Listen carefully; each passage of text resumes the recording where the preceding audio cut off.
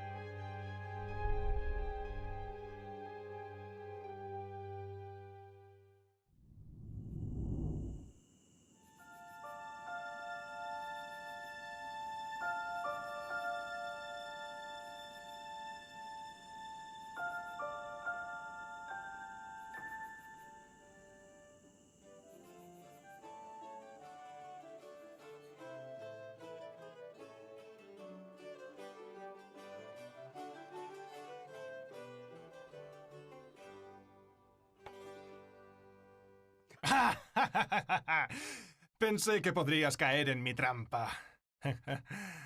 Y eso, señor Tomás Moro, es jaque mate. Admito con gallardía la derrota, Excelencia. ¿Y tú, señor Tomás? Pareces terco más allá de toda razón en un juego más grande y mucho más serio. Aquí lo que está en juego es pequeño. No tenía mi alma ni su destino eterno apostadas en este juego. Son solo unos pocos chelines. Entonces aumentemos las apuestas. Quiero decir, para otro encuentro entre nosotros aquí. Recordemos nuestra antigua amistad, que jugaba al ajedrez hasta bien entrada la noche, como hablábamos y reíamos y nos alegrábamos. A menudo he pensado que podríamos reavivar el fuego de nuestra amistad y que ambos caminaríamos feliz y fielmente desde la Torre de Londres hasta mi corte y serías mi buen sirviente una vez más. Entonces, ¿jugamos otro juego y renovarás más profundamente nuestra antigua amistad? ¿Qué tal media corona, ganar una partida? A menos que tenga miedo de apostar en un juego.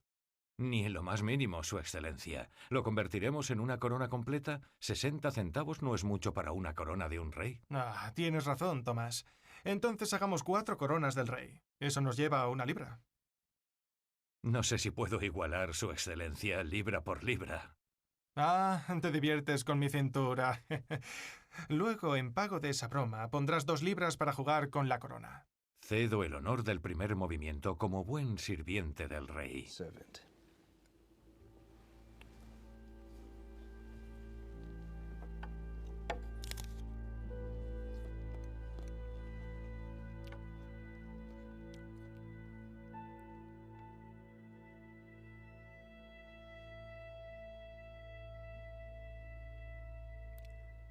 Bienvenidos a Santos y Villanos. Soy el Dr. Benjamin Wicker. Esta noche tenemos nuevamente con nosotros a Santo Tomás Moro y al rey Enrique VIII.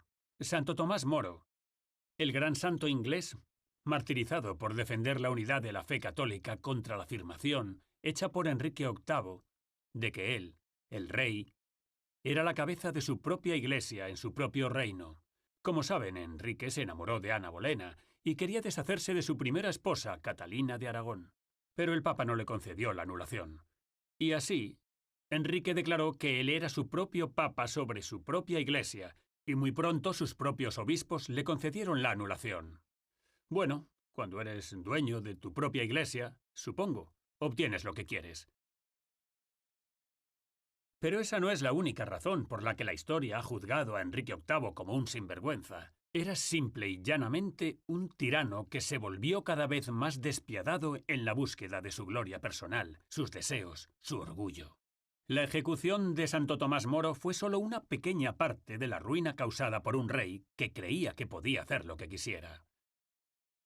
¿Y si hubieran persuadido a Enrique VIII de que no se divorciara de Catalina, que no rompiera con la Iglesia Católica Romana, que no decapitara a todos los que se interponían en su camino, especialmente a Tomás Moro? ¿Y si...? Si fueras mi buen sirviente, señor Tomás, te conmovería fácilmente, como lo fue este caballero. Después de todo, fui yo quien te dio el honor de ser nombrado caballero. Porque soy el buen sirviente del rey, hago todos mis movimientos con tanto cuidado y oración. Los peones, al menos, hacen un buen servicio y se mueven donde yo quiero.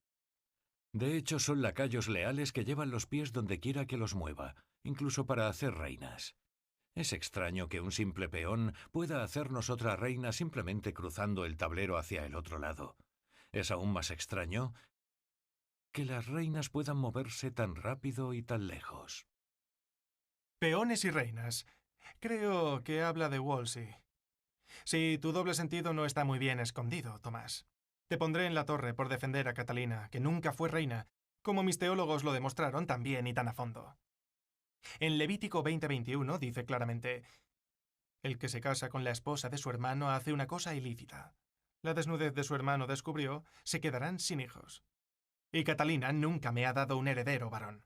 Una prueba positiva de la maldición. El matrimonio nunca fue válido, porque sin saberlo me casé con la esposa de mi hermano, habiendo obtenido una dispensa falsa de Roma para hacerlo, una dispensa que nunca debería haber sido concedida. Y luego, cuando no quisiste, como te había pedido asistir a la coronación de Ana, Ana la verdadera reina, eso fue y es demasiado para un rey. Su Excelencia confunde mi significado. Es solo una lección de historia que deseo señalar. Su Alteza es más joven que yo. No puede recordar cuando las reinas en el ajedrez no tenían el poder de moverse donde quisieran, sino solo dos espacios rectos o diagonales. Fue en la época del rey Ricardo III, el gran tirano, cuando las cosas empezaron a cambiar. Pronto las reinas pudieron moverse tan lejos como quisieran en cualquier dirección y se volvieron tan poderosas.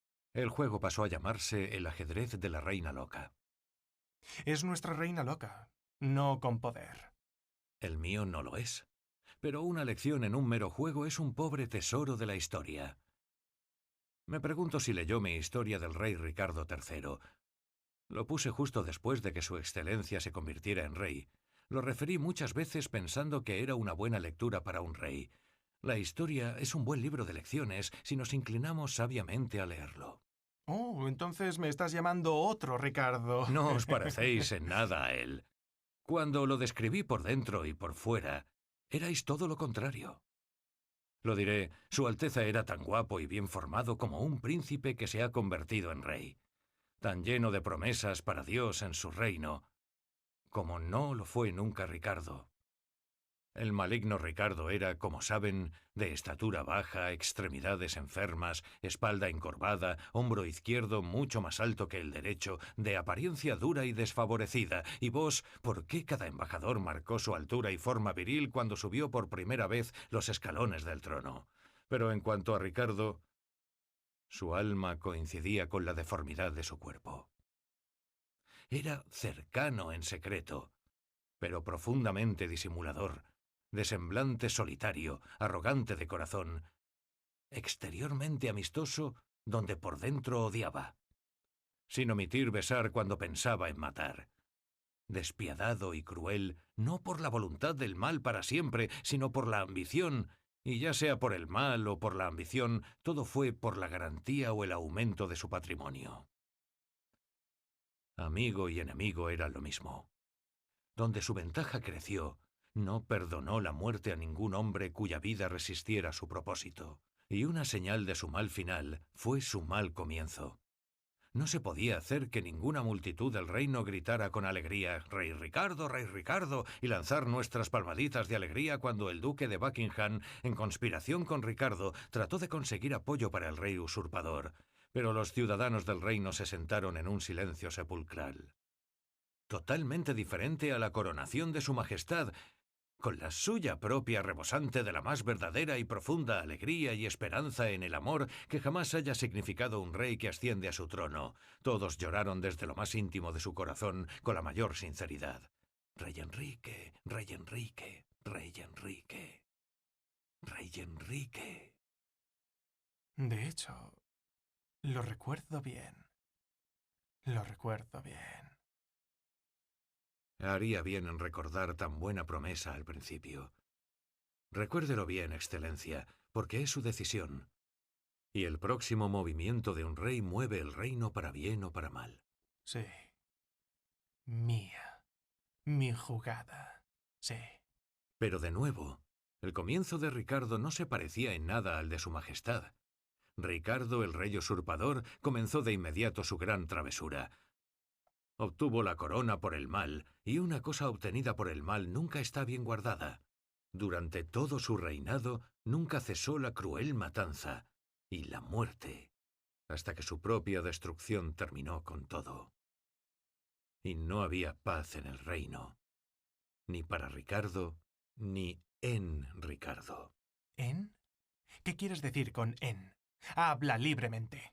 Quiero decir que sus noches fueron más perturbadas que sus días, ya que ese es el destino de todos los tiranos, cuyos recelos secretos y temores abiertos corroen su alma durante toda la noche.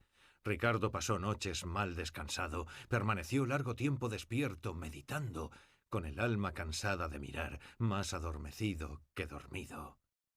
De repente se levantaba, saltaba de la cama y corría por la cámara.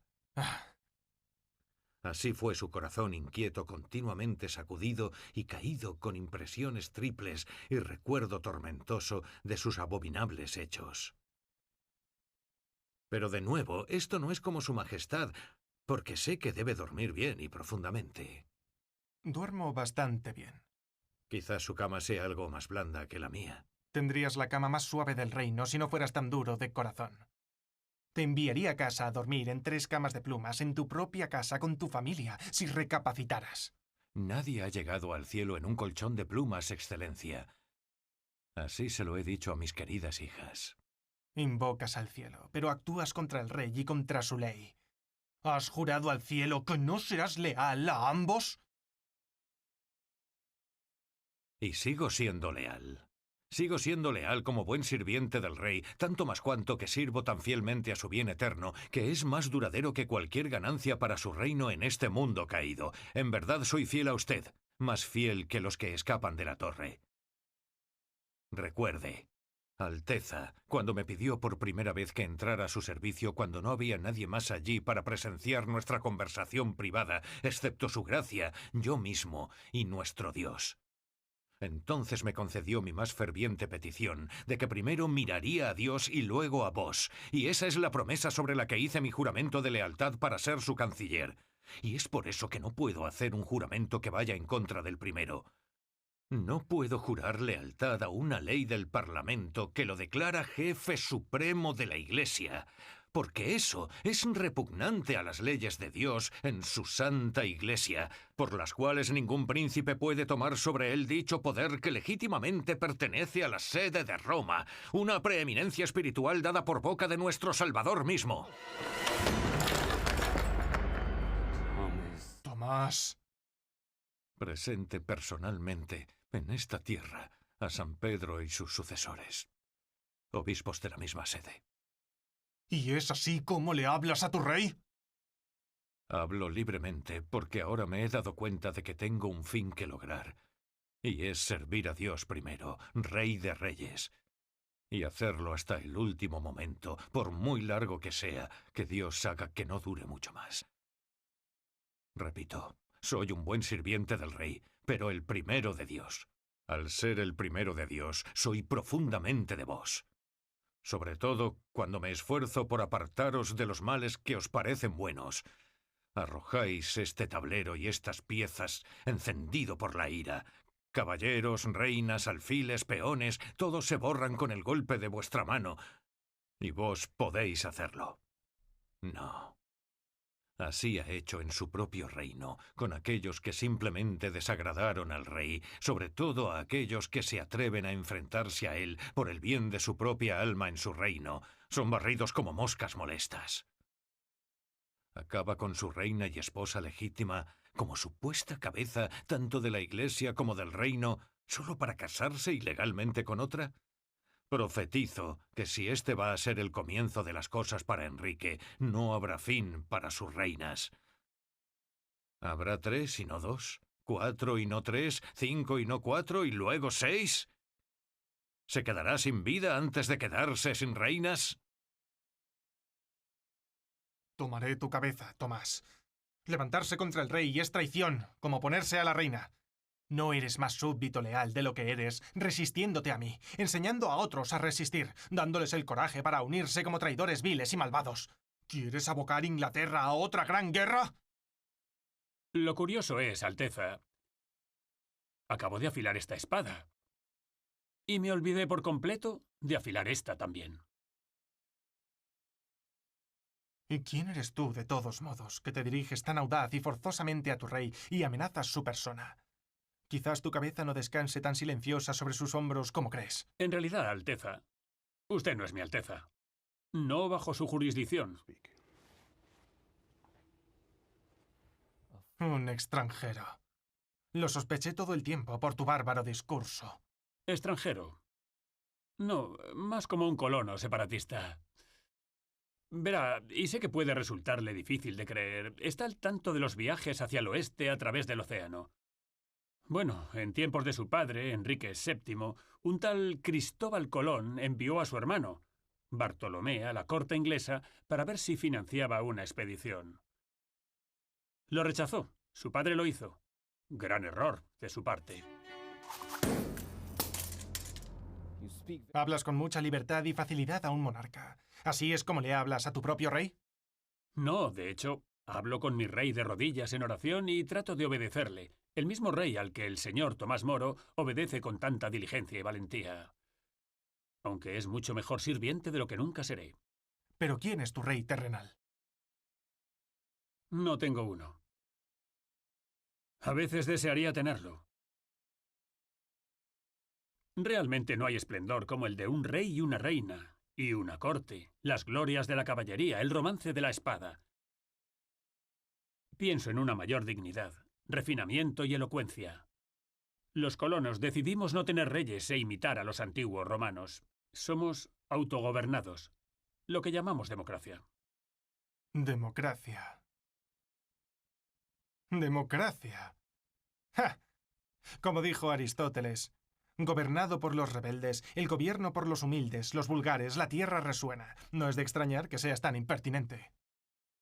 Tiene razón, desafortunadamente, en gran medida. Soborno, corrupción, escándalo, fraude electoral, demagogia, todo tipo de tonterías e ineficiencias, y todo sin el romance de la realeza. Ningún niño quiere jugar a ser un político o un burócrata, o incluso un presidente o una primera dama, barajando papeles en las oficinas y dando tediosos discursos. Quieren imaginarse a sí mismos como príncipes y princesas, reyes y reinas, nobles caballeros con armadura, cabalgando hacia la batalla desde sus castillos. Bueno, todavía tienes algo de sentido común. ¿Por qué no eliges entonces servir a un rey en lugar de una mezcla de gobierno de rebeldes? Bueno, ya no hay reyes de los que hablar. ¿Sin reyes? Ese no es el problema principal. Como Tomás Moro, conozco mi historia bastante bien. Si alguna vez me siento tentado por el romance de los reyes terrenales, simplemente le recuerdo a usted. Me cura de inmediato. Usted es, la historia le ha juzgado, uno de los grandes tiranos. ¿Historia? ¿Un tirano? No tiene por qué serlo, Excelencia. Puede que todavía escriba bien su propia historia. Reescríbala bien ahora. Borre lo que no debería ser y vuelva a editar lo que debería. Ármese de valor. Tome la pluma de los arrepentidos en la mano. No sea como ese tirano Ricardo que se aferró a las glorias por los medios más inmundos y ahora es conocido solo por estos hechos sin gloria que escribió con la sangre de otros. En esta vida no tiene que seguir caminando por un camino que conduce a la destrucción. Dios nos concede esa gracia para encontrar nuestro camino correcto nuevamente. Sea el buen rey que Dios le llamó a ser. Porque soy un buen rey. Y un buen rey a veces debe elegir ser temido en lugar de ser amado. Eso suena demasiado al consejo del infame Maquiavelo. Temí que estuviera leyendo al asesino Maquiavelo. No lo he hecho. Fueron Cromwell y mis otros consejeros. Creo que hay muchos buenos consejos en su libro, El Príncipe. Querría que consultarais con otro príncipe, el príncipe de la paz. El príncipe que os advirtió que podéis ganar el mundo fácilmente, pero perder vuestra alma en el infierno eterno. Os digo ahora que el cálido amor que vuestros súbditos alguna vez tuvieron por vos se está desvaneciendo en un frío miedo, ya que saborean más violencia que sabiduría de su rey. El rey debe ser violento a veces para mantener la paz en su reino. Debe castigar con violencia a los malhechores que violentarían su reino. ¿Y quién es más malo que el que comete traición? ¿Y si la traición es simplemente esto? ¿Ir en contra de la voluntad y los caprichos del rey sin importar cuán orgullosos, destructivos y tontos sean? ¿Qué sabes tú, plebeyo, de lo que debe soportar el rey? Y temo bastante al infierno, claro, Tomás, bastante. Como líder supremo de la Iglesia en mi reino, Dios mismo me ha dado el cuidado final de mis súbditos con grandes objetivos. Por eso les leo las Escrituras. Teman a Dios y honren al rey. como nos dice el mismo San Pedro. Pero no debemos temer al rey como si fuera un dios. Y eso es lo que sucede cuando el rey gobierna por el miedo también sobre la Iglesia. La Iglesia se convierte en un mero departamento del Estado. Y luego de repente desobedecer al rey no es solo una traición, sino una especie de blasfemia, como si el rey fuera Dios mismo. Pero son traiciones. Por eso te he acusado de traición, por no jurar tu fidelidad a la supremacía activa por la que legítimamente he sido declarado, rey de la Iglesia en mi reino. Un rey recibe su poder de Dios mismo y solo debe responder ante él. ¿Puede un rey gobernar en su reino si sus súbditos son gobernados finalmente por un soberano extranjero, un obispo romano y un papa, más como un príncipe en San Pedro? ¿No caerá en ruinas una casa dividida? Estoy de acuerdo con Su Alteza al decir que Jesucristo, al proclamar que su reino no era de este mundo, dividió la lealtad de cada hombre. Por eso, el mayor de los reyes gobierna sobre todos los reyes. Y debemos elegir al rey mayor cuando los reyes menores se rebelan contra su legítimo y santo gobierno sobre todos los reyes y todas las naciones. Pero Cristo y un papa no son lo mismo. Quisiera recordarle, señor Tomás Moro, que usted no siempre estuvo tan interesado en el romano pontífice. Me advirtió antes que no cediese demasiado o él invadiría nuestro reino. Y así lo hice. Pero entonces su gracia me dio una buena lección, haciéndome más sabio con su necedad. Sí, llegué a comprender la importancia de la primacía del oficio de San Pedro, tal como lo dio directamente Cristo, e incluso más que la necesidad de que la Iglesia sea separada, distinta y libre del gobierno del rey. César y San Pedro no deben compartir la misma silla. Y lo vi con una claridad cada vez más temible mientras Su Alteza trataba de usar el poder de la Iglesia para sus propias ambiciones reales y mal engendradas. Usted me enseñó la lección más que nadie de por qué César y Cristo deben mantenerse separados, porque nunca se permitirá que César gobierne sobre Cristo. ¿Y no nos ha enseñado ese mismo Cristo que le demos al César lo que es del César? Y nada más, Excelencia. Y ni un poquito más, dice Moro. Le sirvo mejor sirviendo a Dios primero. E incluso ahora le sirvo con la más amorosa lealtad. Rezo por usted. En la misma celda a la que me envió sin amabilidad ni justicia. Hice mi propia oración y penitencia para que algún día esté alegre conmigo en el cielo. No necesito tus oraciones, sino tu obediencia. Solo rezas para que renuncie a la reina Ana y recupere a Catalina y entregue mi título legítimo como cabeza suprema de la Iglesia en mi reino. Seré condenado antes de hacer tales cosas. Nunca se dijeron palabras más verdaderas. Es un profeta, además de un rey. Esperemos que las oraciones de Santo Tomás puedan salvarlo de su profecía. Y que te lancen, hombre. Naciste de un cerdo enraizado, fangoso, entrometido, sin vergüenza, ansioso patán de estiércol. ¿Dónde está mi cuchillo? ¿Dónde está mi cuchillo? Vas a probar la ira real. ¿Dónde está mi cuchillo? Creo que lo dejó antes, Alteza.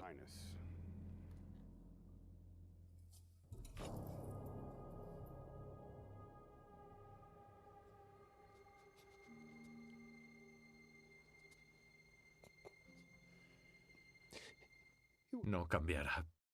Eso está claro.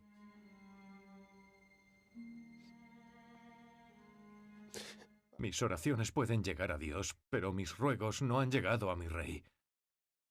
No me queda nada más que mi alma y mis oraciones. No, Santo Tomás. Hay más al otro lado de la celda. ¿Entonces ves más? ¿Se está divirtiendo con su rey? Se está divirtiendo con su verdadero rey. En cuanto a Enrique, incluso nosotros, que sabemos cómo le resultó a usted, no sabemos cómo le resultó a él. Siempre había temido por el alma de Enrique, incluso con su buen comienzo, y por eso temí por mi propia cabeza cuando entré a su servicio. Cuando un hombre asciende al poder real, no se hace más fuerte, como parece con demasiada frecuencia, sino más débil, su propio orgullo y ambiciones enconados. Él ve a todos los que están debajo de él de rodillas y no puede ver a Dios arriba, incluso cuando dobla una rodilla en oración. Es muy extraño que el mismo hombre que recibió el título Fidei Defensor se convierta en un monstruo al rechazarlo. Defensor de la fe. Sí. El título que recibió del propio Papa por escribir la defensa de los 7 sacramentos. Yo le ayudé, por supuesto, al igual que el bueno y santo John Fisher. él también está conmigo contra Enrique. No bendecirá su unión con Ana, ni consentirá que Enrique sea el rey de Inglaterra y el rey de la Iglesia. Supongo que perderá la cabeza. Me temo que sí.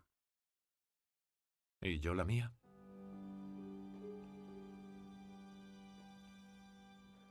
Bueno, entonces supongo que no hay nada más que decir sobre Moro.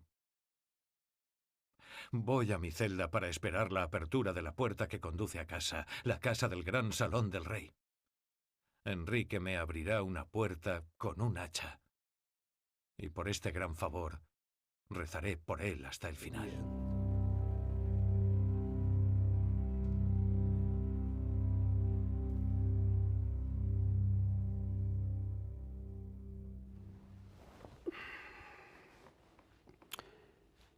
Por eso no hemos cambiado la historia. La mente del rey no se podía mover. Santo Tomás fue al verdugo en muy poco tiempo.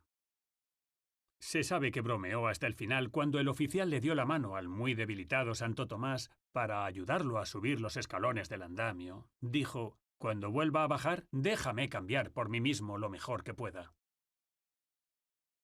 El verdugo estaba llorando. Santo Tomás lo besó amablemente y bromeó sobre lo corto de su cuello y la dificultad para cortarle la cabeza. El santo bromista, el santo alegre, el mártir, el mejor sirviente del rey. Santo Tomás cumplió su promesa a Enrique VIII, una promesa que hizo desde el principio de servir a Dios primero y al rey en segundo lugar. Siempre creyó, con razón, que al servir a Dios primero, servía mejor al rey. Los verdaderos traidores son los que dejaron que Enrique se saliera con la suya, mientras ayudaban a alcanzar a Enrique una tiranía cada vez mayor. Santo Tomás oró por el alma de Enrique hasta el final. ¿Y qué oraciones podrían ser más efectivas? Santo Tomás fue como San Esteban, que oró por los que lo apedrearon, como el mismo Cristo que oró: «Padre, perdónalos, porque no saben lo que hacen». Y así, en su juicio final por traición, no maldijo a los jueces injustos. En cambio, recordó que San Pablo, que había sostenido las ropas de San Esteban mientras estaba apedreado hasta morir, está ahora con él en el cielo por el milagro de la conversión de San Pablo.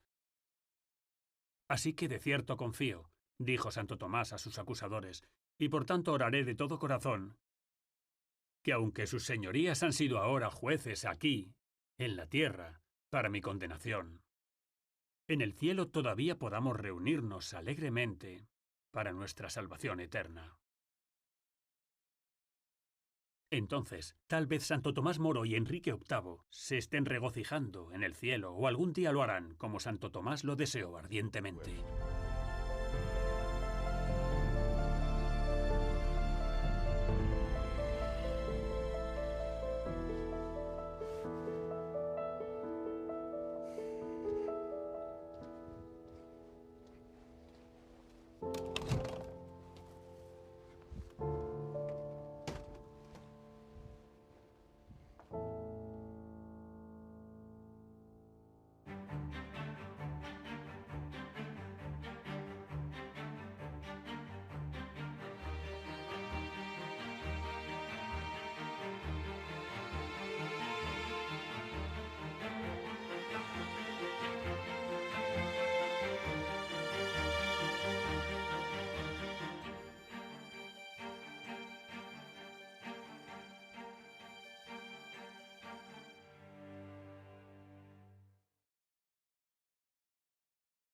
¿Tiene valor la vida de un enfermo terminal? ¿Son los cuidados paliativos una alternativa a la eutanasia? ¿Quién puede impedir el desarrollo de un feto? ¿Conviene seleccionar los embriones? Las respuestas del nazismo a estas preguntas horrorizaron al mundo. Hoy, la ciencia ficción se va haciendo realidad. A la contracepción le siguió la reproducción artificial. Se experimenta con células madre y se alcanza a vislumbrar la clonación de seres humanos. Al mismo tiempo, grandes epidemias como el SIDA siguen sin ceder. ¿Por qué han fracasado las estrategias para prevenirlas? Las soluciones a estos problemas enfrentan concepciones antagónicas del mundo, de la política y de la dignidad del hombre. A nadie dejan indiferente.